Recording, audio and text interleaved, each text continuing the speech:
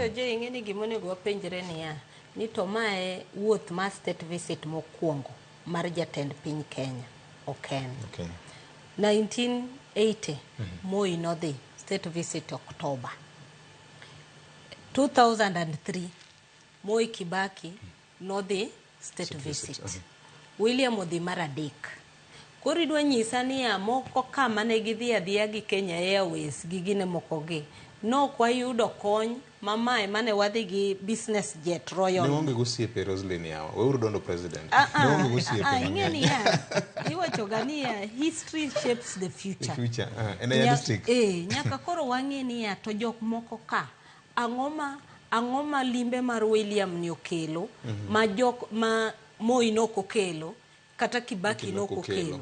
Nikech kata Kibaki ndalo manodhicha aparo ni e time mane there was a big turn kata democracy mar Kenya nikech mane mokwongo mane wagolo one party state wadonjo iwacho ni mane time mane Kenya was the most optimistic country nikech ji ne ng'iyo mbele gimoro amora ne ging'iyo ni dhi lokore.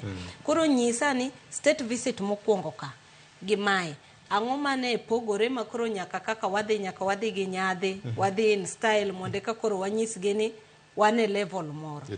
Nikech ing'eni iluongo na bega hasno kwecho onge enoko yier. Ing'eni tamidhi kwecho be nyaka itim ang'owa idimbri. To dibe ni EACC nyalo donjore wachni nikech giling' fi. Be ok gibi donjore. Ok gibi donjore. Nikech aparo nitie kaka wasetemo sokogi to ne ginyisowa ni Chapter 15 commissions. Ne gisenyisowa ni president nigi right mar yudo mondo osiepege okonye. Koro right ne mano penjo ni ten right mane nikech in ema ichako gi somo the Public Officers Ethics Act. Yes. Koro ka Public Officers Ethics Act nitie gima wacho. Kendo the same constitution wacho kaka public officer onego conduct himself. Tiseneno ka EACC manyo ga ji nyaka ng'ama onge godo ng'at police mokawo mana 10,000 kama. Jogoro duka 5,000. Timako. To mae ineno ka wach liet to giling' thi gisiko maka gimako chief gimako traffic officer. Koro kanyo be ema wadwa ni mondo wajumbe be koro upenjwa niya to nitiere big fish gi small fish maka nitiere moko mochopo to EACC ling. How independent is EACC? Mane question makoro ni wapenji. Gimoro be masamoro ng'eni. Apa ni chairman winjowa. Japiny samoro. Jadolo Oginde ing'eni kom dolo en koma ji oluoro kabisa.